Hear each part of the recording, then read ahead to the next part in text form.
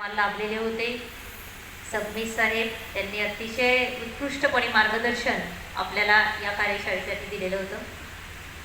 तसंच ज्यांचं ऐकण्यासाठी आपण खूप उत्सुक होतो असे श्री मांढरे साहेब यांनी सुद्धा खूप वेळ 2 तासाचा वेळ आपल्या कार्यशाळेसाठी दिलेला होता. त्या दोघांनाही त्यांच्या दोघांचेही आभार मानून आजच्या कार्यशाळेचे आयोजक मुख्याध्यापक संघाचे अध्यक्ष श्री सागर सर, मुख्याध्यापक संघाचे सचिव श्री प्रसाद गायकवाडजी, राज्यस्तरीय मुख्याध्यापक संघाचे सर्व पदाधिकारी आणि आता उपस्थित असणारे आमचे शिक्षण उपसंचालक सर माननीय उकिडे साहेब, या व्यतिरिक्त तालुका स्तरावरील प्रमुख अध्यक्ष आणि सचिव या ठिकाणी व्यासपीठावर उपस्थित आहेत. तसेच मुख्याध्यापक संघाचे जिल्हास्तरीय संघटनेचे सर्व सभासद या ठिकाणी उपस्थित आहेत आणि आपण सर्व मित्र हो. माझा खरं तर जो उद्देश माझा आजच्या दिवसाचा आहे तो उद्देश बऱ्यापैकी आत्तापर्यंत साध्य झालेला आहे.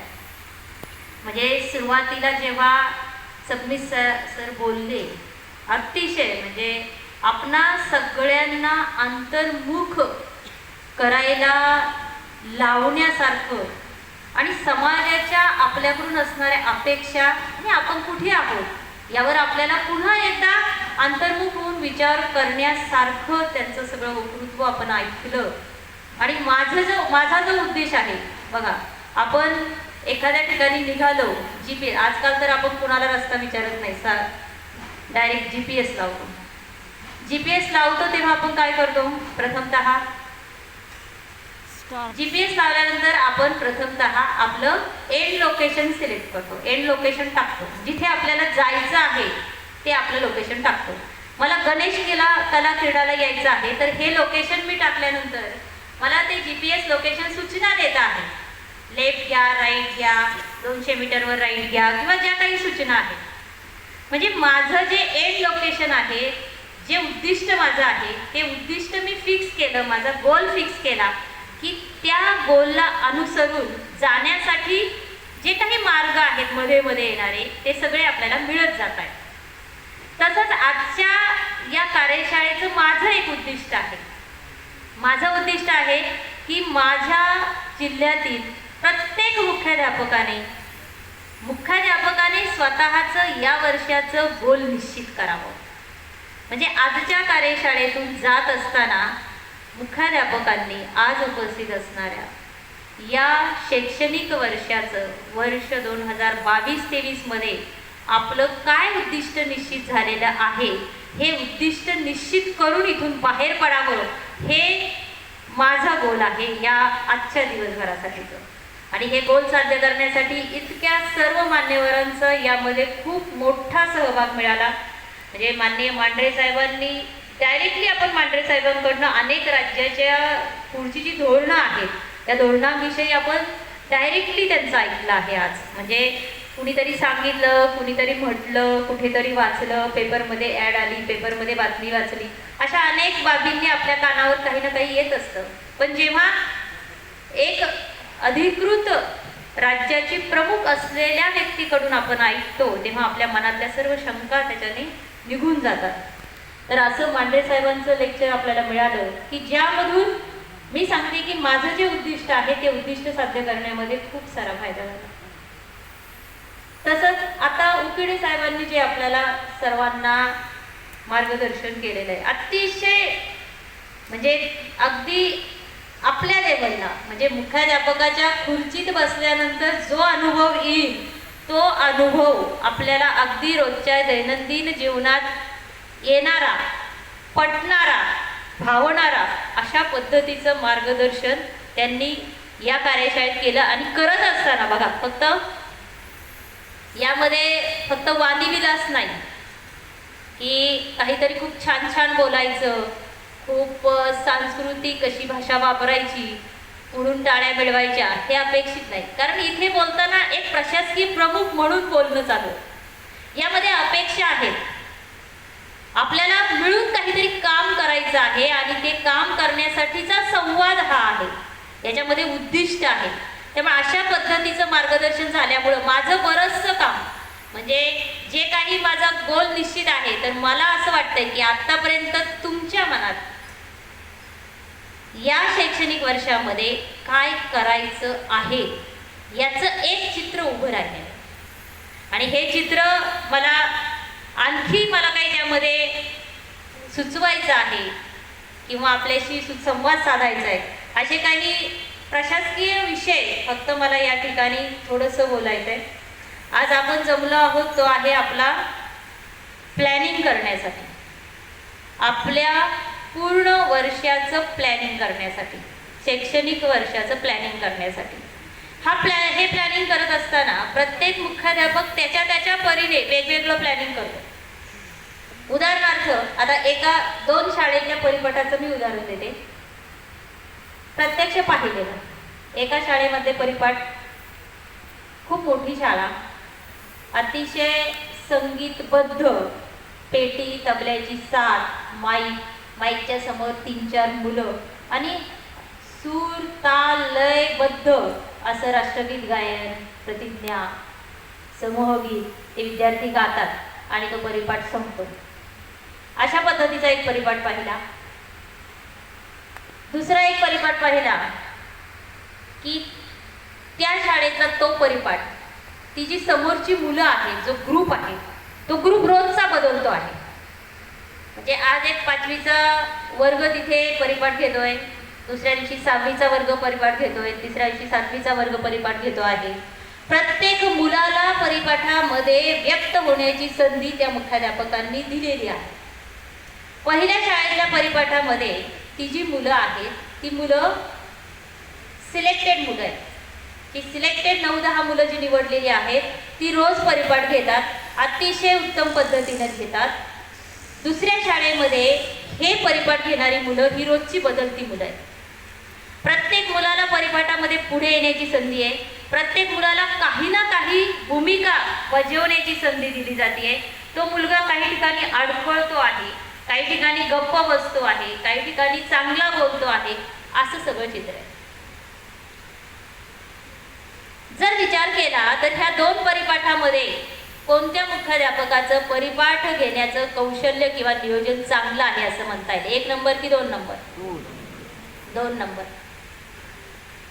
हे नियोजनामध्ये आपल्याला अपेक्षित आहे. आपण काय उद्दिष्ट ठेवलंय बघा. आता सकाळी आपल्याला मांढरे साहेबांनी जे सांगितलं की पुढे काय आहे विद्यार्थ्यांपुढे, आपण शिक्षणातून बाहेर आल्यावर या मुलांना काय देणार आहोत. म्हणजे इंजिनियर झालेलं मूळ, त्यांनी जे उदाहरण दिलं होतं अतिशय मार्मिक उदाहरण दिलं होतं, है ना, खरं उदाहरण होतं.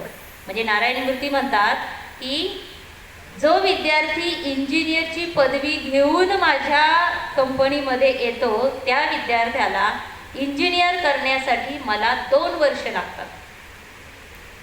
म्हणजे आपल्या शिक्षणातून आपण जे देतो आहोत ते फक्त आपण क्रमिक पुस्तकावर भर देतोय का, आपण पाठ्यपुस्तकांच्यावरच फक्त भर देऊन पुढे चाललो आहोत का, या मुलाचा सर्वांगीण विकास होतोय का, आणि त्याला आवश्यक असणारं व्यावहारिक कौशल्य त्याच्यामध्ये येतंय का, ह्या सगळ्या बाबी आपल्याला नियोजन, म्हणजे आता वर्षाचं जे नियोजन आपण करतो आहोत, या वर्षाच्या नियोजन करत असताना या बाबींच्यावर विचार करणं गरजेचं आहे.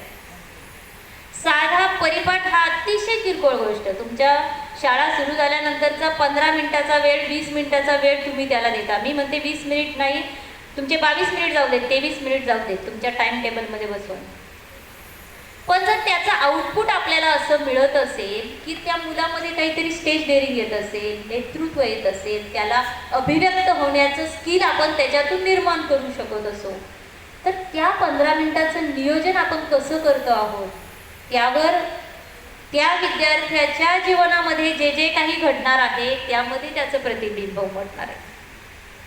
तर हे स्किल आपल्या त्या मुख्याध्यापकाचं स्किल आहे. बघा, पुढे जाऊन अजून जर 10, आता आपला विद्यार्थी तो साधारणपणे अजून 10 वर्षाने समाजामध्ये जाईल, जेव्हा तो जगामध्ये त्याचं कुठंतरी अस्तित्व निर्माण करण्यासाठी जगडेल, त्यावेळेसची परिस्थिती काय असणार आहे, ही परिस्थिती आज आपल्याला त्या दृष्टिकोनातून विचार करून त्या विद्यार्थ्याला दिलं पाहिजे. आज प्रत्येक क्षेत्रात यांत्रिकीकरण झालं आहे. प्रत्येक क्षेत्रामध्ये अनेक अशी कामं आहेत की ती रोबोटद्वारे केली जात आहेत. मग काय केलं जात नाही रोबोटद्वारे? कशामध्ये यांत्रिकीकरण नाही आहे? इनोव्हेशन पुढे जाऊन काय टिकेल?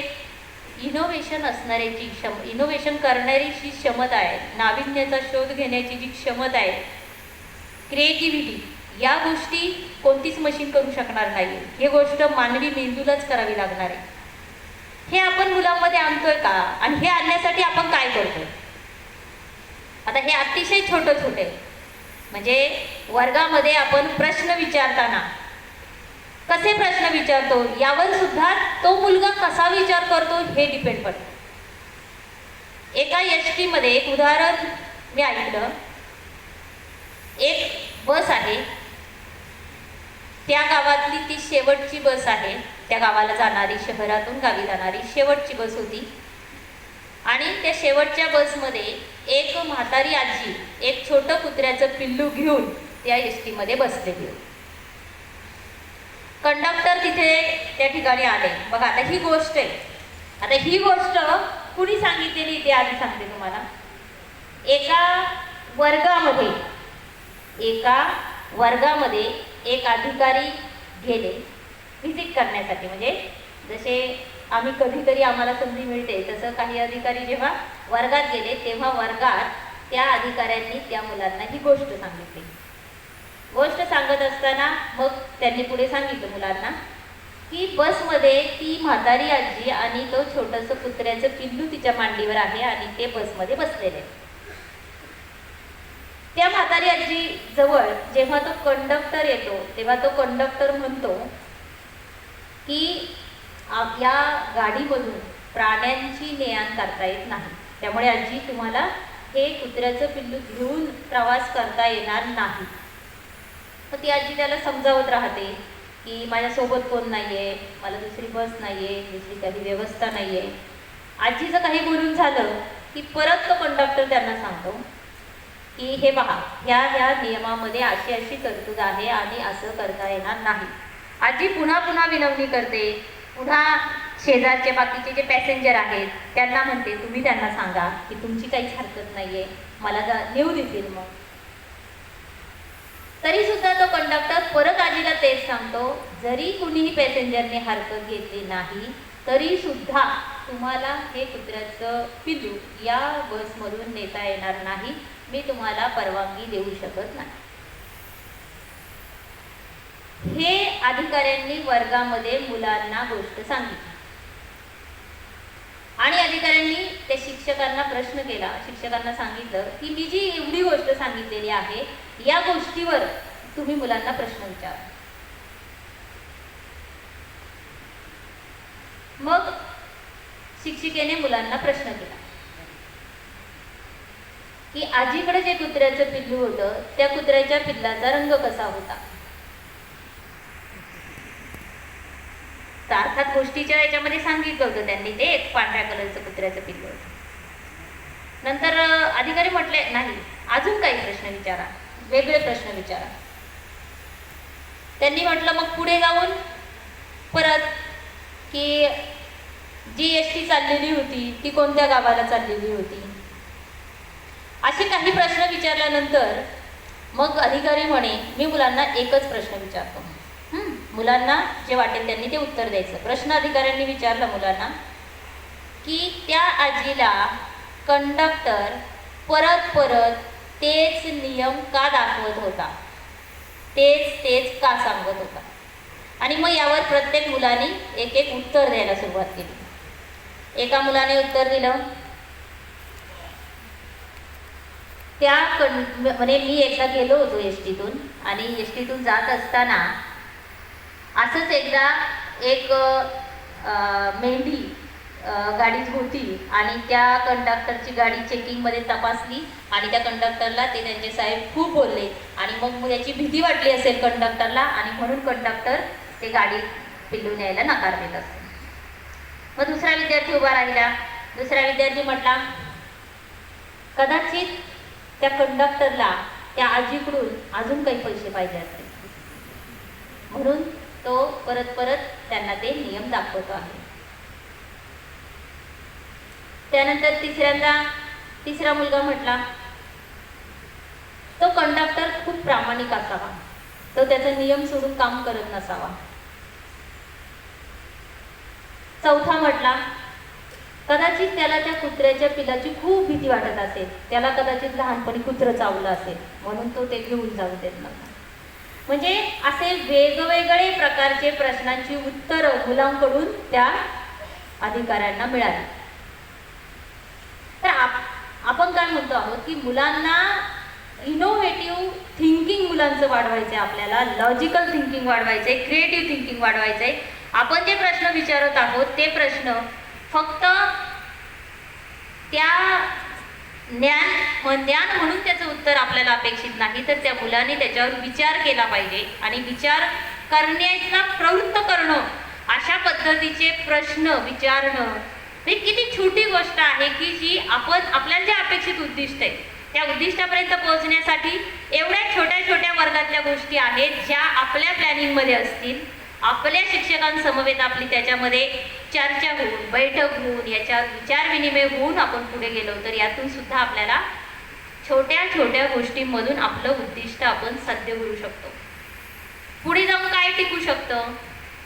कम्युनिकेशन स्किल, ज्याला मशीन पर्याय होऊ शकत नाही कधी भविष्यात.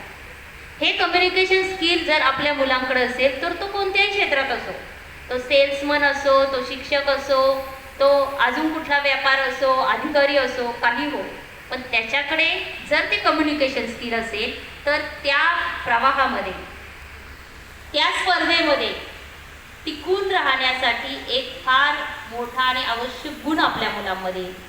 मग तो गुण आणण्यासाठी आपण काय करणार आहे? त्याच्यासाठी आपण कुठला उपक्रम शाळेत घेणार आहोत? आपल्या शिक्षकांना त्याच्यासाठी आपण काय मोटिवेशन देणार आहोत? तर यावर आपल्याला प्लॅनिंग करताना ह्या सुद्धा गोष्टींचा विचार करणं आज गरजेचं आहे. म्हणजे मगाशी सर जसं म्हटले की भविष्यात आता 1000 शाळा आहेत, त्यांची संख्या कमी कमी होते आहे, सेल्फ फायनान्स स्कूल वाढत आहेत. या स्पर्धेत टिकायचं असेल तर आपला विद्यार्थी, जी मागणी आहे समाजाकडून, ती जर मागणी आपला विद्यार्थी पूर्ण करू शकणारा ठरेल तरच आपल्या शाळा टिकतील. आणि हे होण्यासाठी छोट्या छोट्या बाबी आपल्या शाळेतून होणं आवश्यक आहे. आणि हे सगळं करणारा घटक हा मुख्याध्यापक म्हणून आपण आहोत. म्हणजे याला सगळ्याला, म्हणजे स्कूल ऑर्गनायझेशनसाठी सुद्धा आपण जबाबदार आहोत. म्हणजे स्कूल ऑर्गनायझेशनमध्ये तुमचं पालक, शिक्षक, संस्था, समाज, ग्रामस्थ, विद्यार्थी, प्रशासकीय प्रमुख, प्रशासन, या सगळ्यांचं ऑर्गनायझेशन करण्याचं जबाबदारी ही सुद्धा मुख्याध्यापकांच्यावर आहे. सुपरविजनची जबाबदारी मुख्याध्यापकांच्यावर आहे. बऱ्याच शाळांमध्ये, शाळा व्हिजिटमध्ये हे दिसत नाहीये. म्हणजे दुर्दैवाने खूप कमी शाळेमध्ये मी पाहिलंय. मी गेल्यानंतर आवर्जून लॉगबुक मागते शाळेमध्ये. तर लॉगबुक डेली ज्या अपेक्षेप्रमाणे भरलं जायला पाहिजे ते लॉगबुक भरलेलं असणं, त्या लॉगबुकनुसार तुमचे गोपनीय अहवाल लिहिलेलं असणं, ह्या बाबी जर योग्य वेळी योग्य पद्धतीने झाल्या तर त्याचा सुद्धा पूर्ण स्कूल ऑर्गनायझेशनवर एक इम्पॅक्ट असतो. म्हणजे गाडीला ब्रेक का असतात?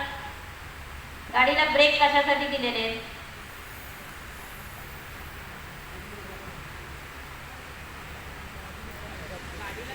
स्पीड कमी करता यावं म्हणून, गाडी थांबवता यावी म्हणून, बरोबर? गाडीला ब्रेक का दिले?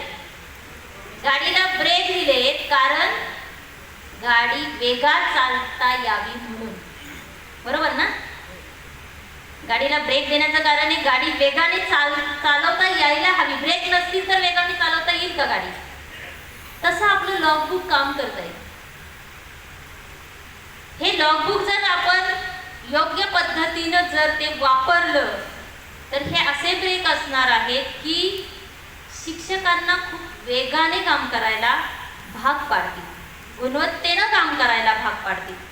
तर ते विनंती आहे माझी सगळ्यांना की या शैक्षणिक वर्षामध्ये तुमचे लॉगबुक, आता मागचे 2 वर्ष तर काही कारण नव्हतं, पण या शैक्षणिक वर्षामध्ये हे लॉगबुक आपले नियमितपणे भरले जातील आणि जी अपेक्षा आहे, जी वस्तुनिष्ठ निरीक्षण त्यामध्ये असणं अपेक्षित आहे, वस्तुनिष्ठ मूल्यमापन करणं आवश्यक आहे, त्याच वस्तुनिष्ठ मूल्यमापनानुसार ते भरलेले असतील आणि त्याच मूल्यमापनाच्या आधारे आपल्या शिक्षकांचे गोपनीय अहवाल हे वेळेत आपल्याकडनं काम पूर्ण होईल.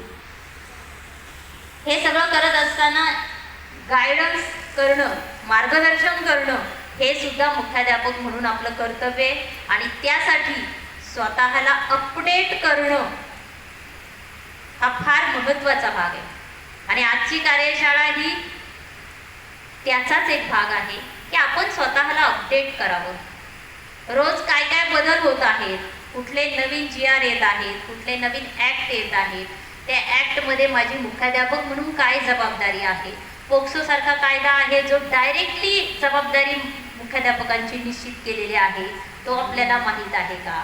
आता माहिती अधिकार कायदा बऱ्यापैकी आपण वाचन झाले, कारण माहिती अधिकारी आता तुमच्याच शाळेतले उपमुख्याध्यापक आहेत आणि तुम्ही त्याच्यामध्ये अपिलीय अधिकारी आहात, त्यामुळे बऱ्यापैकी काम तुमचं होतं आहे. पण हेच करत असताना आपला सेवा हमी कायदा आता सकाळी सरांनी त्याच्यावर खूप छान मार्गदर्शन केलं आपल्याला की सेवा हमी कायदा जो आलेला आहे त्यामध्ये पूर्वी आपल्या अतिशय तुरळक सेवा होत्या, 3च सेवा होत्या त्याच्यामध्ये, पण आता 105 सेवा आहेत. आता माझी विनंती आहे, आपण आतापर्यंत ऐकतोय फक्त, आता सगळ्यांनी नोंद करून घ्यावी. जे काही मुद्दे आहेत माझे पुढचे, आपल्याला प्रत्यक्ष कार्यवाही करायची. सेवा हमी कायद्यामध्ये 35 तुमच्या आपल्या विद्यार्थी विषयक सेवा आहेत. आपल्याला माहीत आहे, आपण ते सगळ्यांनी वाचलेलं आहे. आपल्या 8-9 तालुक्यांच्या बैठका झालेल्या आहेत, त्यामध्ये आपण त्यावर सविस्तर तपशीलवार आपण बोललेलो आहोत. सर येतात, थँक्यू सर. तपशीलवार आपल्या त्या बैठकांमध्ये आपण त्याच्यावर चर्चा केलेली आहे. तर 35 सेवा विद्यार्थ्यांच्या आहेत ज्या डायरेक्टली आपल्या शाळेशी निगडीत आहेत आणि 70 सेवा ह्या शिक्षकांविषयीच्या आहेत. त्या प्रामुख्याने वेतन देयक सोडलं तर मॅक्झिमम सेवा ह्या वेतन पथक कार्यालय आणि शिक्षणाधिकारी कार्यालय यांच्याशी निगडीत आहे. तर आता काम काय करायचं बघा, एक पहिला पॉईंट नोट डाऊन करा. आता कुणाला कंटाळा आलाय का, एकदा उभं राहून खाली वाजायचंय का, कळ लागली असेल तर? आता प्रशासन आपलं वार्षिक नियोजन करत असताना विद्यार्थी केंद्रित वार्षिक नियोजन व्हायला हवं.